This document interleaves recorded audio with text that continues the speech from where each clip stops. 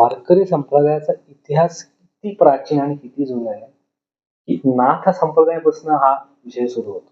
म्हणजे पहिले जे होते मच्छिंद्रनाथ, तिथून वारी वारकरी हा संप्रदाय सुरू झाला. तिथून ते आलं गोरक्षनाथांकडे, तिथून मग गहिनीनाथ, मग पुढे आद्य शंकराचार्यांनी सुद्धा पांडुरंग अष्टकम स्तोत्र असे लिहिले. तिथेही पांडुरंगाचा, विठ्ठलाचा उल्लेख, पंढरपूरचा उल्लेख आणि वारकरी वारीचा उल्लेख आहे. म्हणजे किती जुनी परंपरा आहे. आणि पुढे जे आपल्या महाराष्ट्रात जे संत आले, संत ज्ञानेश्वर माऊलींनी ही परंपरा अजूनही स्ट्रॉंग केली, पुढे ती समाजात आली.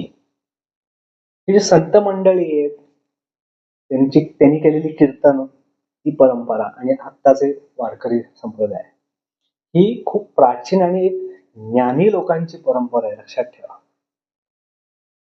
वारकरी म्हणजे फक्त जातील, भजन गात गात जातील गावोगावी, असं फक्त एवढंच नाही.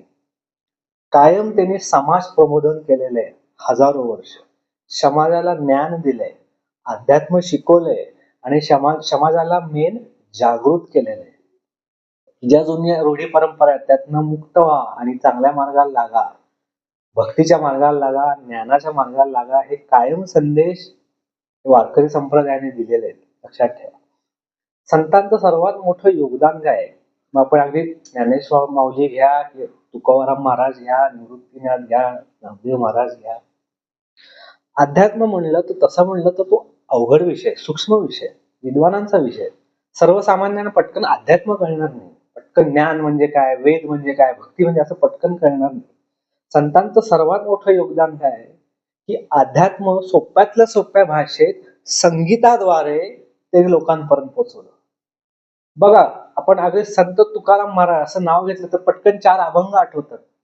ज्ञानेश्वर माऊलींचं नाव घेतलं तर लगेच आपल्याला 2-3 अभंग आठवतात.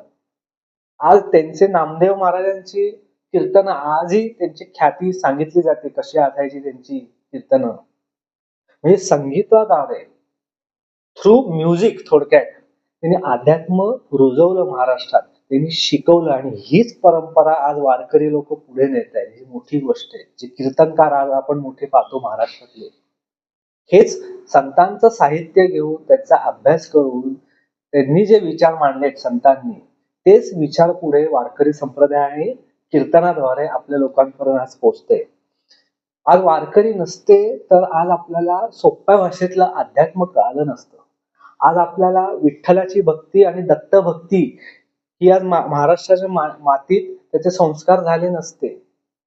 आज एवढं अभंग रचले, हे सगळं ब्रह्मज्ञान आहे. अभंग हे फक्त करमणूक नाही, एक त्याच्यामध्ये ब्रह्मज्ञान आहे. सगळं वेदांचं सार आणि उपनिषदांचा सगळा अर्थ आहे अभंगात. जे आम्ही भक्तिरस शिकलो, महाराष्ट्राच्या मातीत एक भक्ती आहे, पांडुरंगाविषयी दत्तभक्ती, ही वारकऱ्यांनी आणि संतांनी आणलेली आहे, लक्षात घ्या. बघा, आपला भारत देश हा ज्ञानी लोकांचा देश आहे पूर्वीपासून. ज्ञान हे आहे, विद्या आहे, सगळे विद्वान लोक, पण ज्ञानाबरोबर भक्ती पण लागते, त्याच्याबरोबर ना अध्यात्म चांगलं जन्माला येतं. विद्या ही शिकवली जाते, आपण विद्या देतो, त्यातून आपल्याला आतून ज्ञान होतं. विद्याचा एक संग्रह असतो की एखादं पुस्तक आहे, एखादा ग्रंथ आहे, आपण शिकवू शकतो. भक्ती कशी शिकवणार? भक्ती अशी बसून तुला आज मी भक्ती शिकवतो असं भक्ती नाही शिकवत आहे. भक्तीची बीज पेरावी लागतात, ती संस्काराने पेरावी लागतात. आणि भक्ती रस जन्माला आणायचा असेल तर सर्वात सोपा मार्ग काय आहे? तर 2च मार्ग आहेत. एक पहिलं नामस्मरण आणि दुसरं संगीत. स्वरांद्वारे, तालांद्वारे हे सगळं भक्ती रस जन्माला येऊ शकतो, जे संतांनी केलेलं आहे, लक्षात ठेवा. प्रत्येक अभंगाचा खूप मोठा अर्थ आहे. आणि हाच अर्थ कीर्तन जे लोक करतात, कीर्तनकार आहेत मोठे आपल्या महाराष्ट्रात, त्या अभंगाचा या उलगडा करतात, ते ज्ञानाचा उलगडा करतात, जे आत्ताच्या काळात खूप महत्वाचं आहे. या वारकरी संप्रदायाने कायम पूर्वीपासून आपल्या समाजाला, हिंदू समाजाला एकत्र आणलं, लक्षात घ्या. हे सर्वात मोठं योगदान आहे. आज मी पाहतो बरेचसे राजकारणी लोक जे आहेत, कीर्तनकारांवर फार त्यांचं लक्ष असतं, त्यांच्यावर ते निंदा करतात, टीका करतात, त्यांची बोलती बंद करायचा प्रयत्न करतात. असं का करतात? बाकीचे कलाकार आहेत त्यांची नाही बोलती म्हणून करत, कीर्तनकाराची का? कारण का कीर्तनकार जो असतो त्याचा संत साहित्याचा गाढा अभ्यास असतो, प्रचंड अभ्यास असतो. कीर्तनकार हा खूप ज्ञानी असतो, विद्वान असतो. त्याला कुठल्याही एखाद्या अभंगाविषयी कीर्तन करायचंय, सांगायचंय, सुंदर ते ध्यान उभे विटेवरी किंवा भेटी लागे जेव्हा याचा अर्थ सांगायचाय, त्याला खूप अध्यात्माकडे वळावं लागतं, ते ज्ञान मिळवावं लागतं. आणि मुळात कीर्तनकार समाजात राहून एक जनजागृतीचं काम करतो, हे लक्षात घ्या. तो समाजाला जागृत करतो. जसा जसा समाज जागृत होतो तसं राजकीय लोकांची खुर्ची हालायला लागते, हे लक्षात घ्या. म्हणून राजकीय लोकांना कीर्तनकार फार आवडत नाही, कारण ते समाजाला जागृत करतात. आज हिंदू समाजाला कोण एकत्र आणू शकतो, ही ताकद फक्त आज वारकरीमध्ये असं मला वाटतं.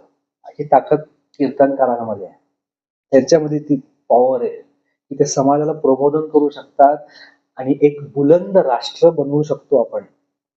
पुढच्या 25 वर्षांनी 50 वर्षांनी आमचा भारत तुम्ही कसं बघताय, तर एक ताकदीचा देश बघायचा असेल, चांगला राष्ट्र, बुलंद असा राष्ट्र बघायचा असेल, तर त्यासाठी सर्वात महत्वाचं म्हणजे आपण आधी हिंदू समाज एकत्र आलो पाहिजे. आणि हिंदू समाजाला एकत्र आणायचं असेल तर मला असं वाटतं कीर्तनकार आणि वारकरी संप्रदायामध्ये ताकद आहे, ते हिंदू समाजातला एकत्र आणू शकतात. सोप्या भाषेत अध्यात्म, विठ्ठल भक्ती आणि ज्ञान आणि जनजागृती सगळ्या समाजाला ते एक आणू शकतात, ही त्यांची वारकऱ्यांची ताकद आहे. त्यामुळे वारकरी हे आपल्या महाराष्ट्राचे संपत्ती आहे. प्रत्येक कीर्तनकार हा संपत्ती आहे, ऍसेट आहे सगळे.